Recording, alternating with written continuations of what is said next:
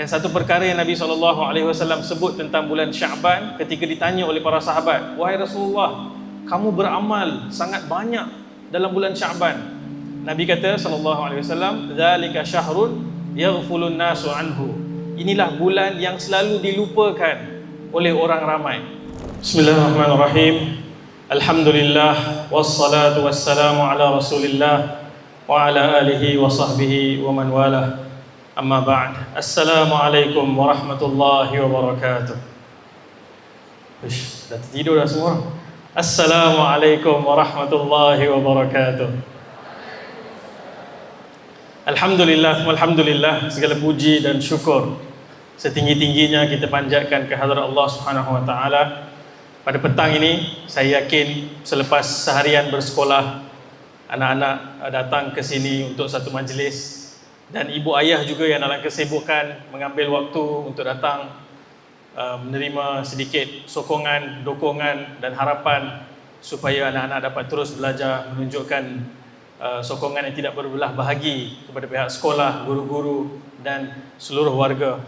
Dan saya sangat tersentuh dengan ucapan yang disampaikan oleh yang berusaha, Puan Hajah Siti Nurina binti Muhammad tadi, pengarah pendidikan Jabatan Pendidikan Negeri Kelantan, yang menyebut tentang potensi, yang menyebut tentang mengenang jasa dan kejayaan yang boleh ditempa tanpa melupakan akar dan tempat kita berasal. Dan saya juga sempat bersembang dengan Tuan Haji Anwar Saleh di luar tadi tentang sebahagian waktu kita mengejar kejayaan sekolah dengan pencapaiannya, dengan kemodernannya, ada golongan yang kita terlupa ataupun terlalai.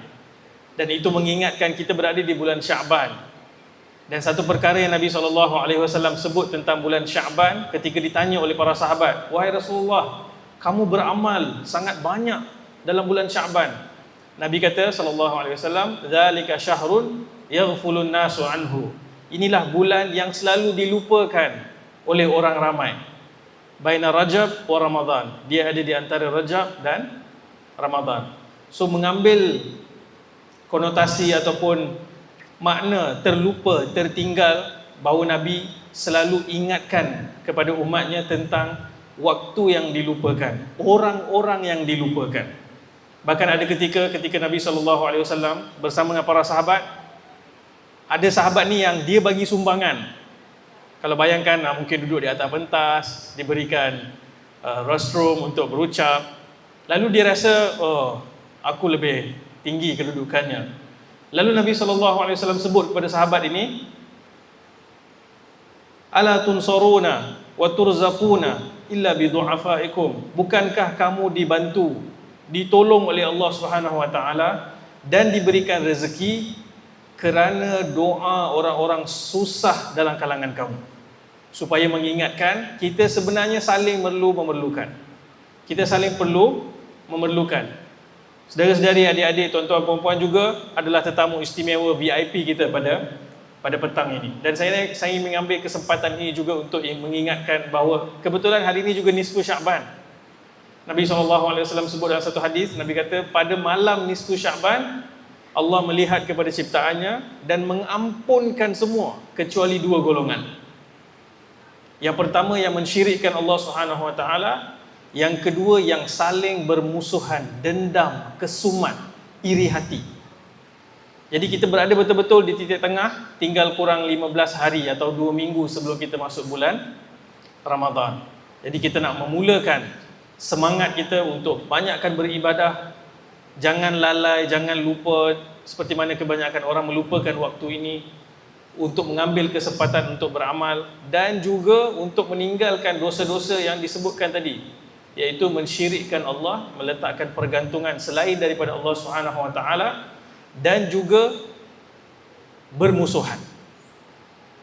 Kadang-kadang kita ingat kita bersaing nak berjaya ni, kita kena kalahkan orang, kita kena pijak orang, kita kena tikam belakang orang. Itu resepi untuk gagal. Untuk berjaya, kita kena tolong orang lain. Kita kena saling sokong, dokong, mendokong. Baru kejayaan akan datang. Dan seperti mana yang disebut oleh Puan Pengarah tadi, dalam perjalanan ni saya sempat juga semak beberapa statistik, melihat bagaimana suasana di luar yang menjadi cabaran kepada anak-anak. Dan saya sebelum ini berkesempatan buat kajian tentang perkahwinan bawah umur di banyak negeri, termasuk di negeri Kelantan ini. Dan saya lihat anak-anak hari ini antara yang terutama yang mesti berikan perhatian, kerana satu kegelinciran dalam dua aspek ini boleh mengecewakan ibu ayah, mengecewakan guru-guru dan menghalang kejayaan dan kemajuan dalam hidup. Yang pertama yang paling besar, hati-hati dengan dadah. Kita berada di satu suasana yang begitu mudah dadah dijual dan anak-anak muda dijadikan sasaran. Dan kalau dah terperangkap dengan dadah, pelajar yang elok-elok belajar dengan baik, boleh bagi perhatian dalam kelas, yang menampakkan perkembangan yang positif, boleh tergelincir. Yang kedua adalah masalah salah laku seksual, yang juga boleh menggelapkan masa depan seseorang. So ini dua perkara yang kita semua mesti bergembeling tangan. Ibu ayah, guru-guru, warga pendidik, badan-badan bukan kerajaan, NGO, masyarakat, semua lingkungan, dan yang paling penting adik-adik sendiri. Yang mana tadi kita dengar dalam doa yang dibacakan Ustaz tadi, supaya berdisiplin, berakhlak mulia, cemerlang.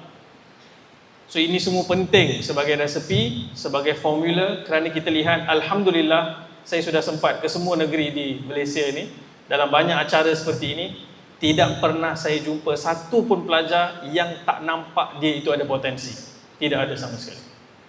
Semua anak yang lahir ada potensi. Ada yang nampak awal, ada yang nampak sedikit lewat.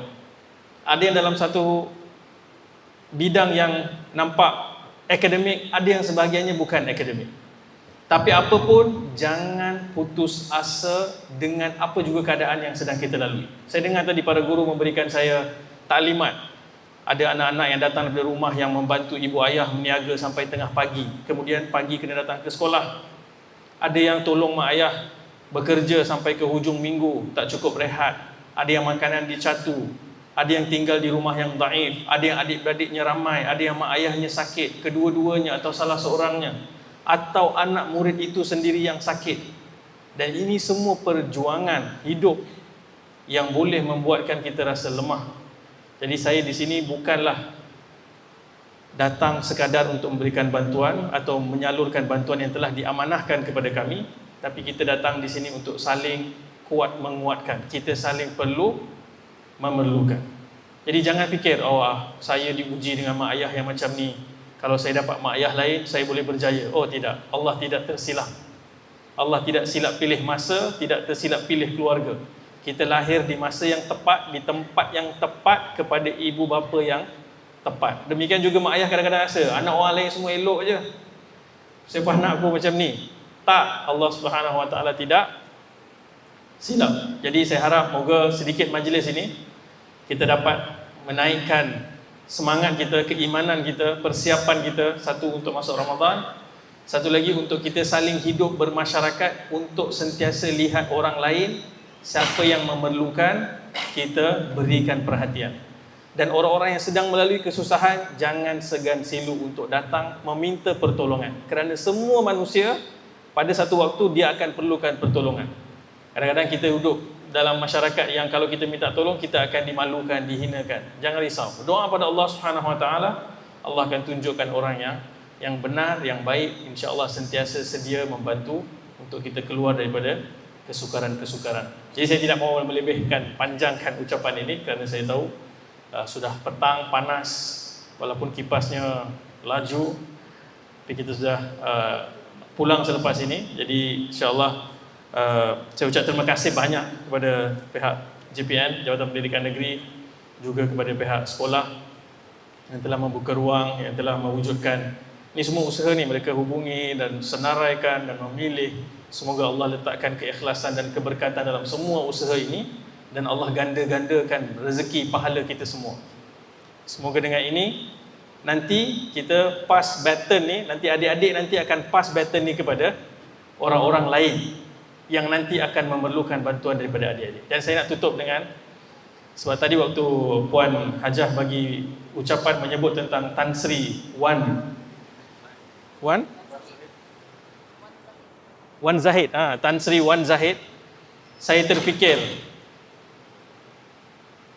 Entah berapa ramai tan sri yang akan lahir daripada majlis ini, daripada anak-anak ini, yang akan menyumbang kepada masyarakat, bangsa, agama dan negara, yang nanti jasanya juga akan dikenang seperti mana Puan Pengarah kita kenang sebagai inspirasi supaya kita juga menyambung amal saleh, kebaikan. Semoga kita semua diberikan rezeki melakukan amal-amal yang baik, sentiasa yakin dengan bantuan Allah Subhanahu Wa Taala, dan diberkati kehidupan kita di dunia dan di akhirat. Wassallallahu ala nabiyina Muhammad wa ala alihi wa sahbihi wasallam. Walhamdulillahirabbil alamin. Assalamualaikum warahmatullahi wabarakatuh.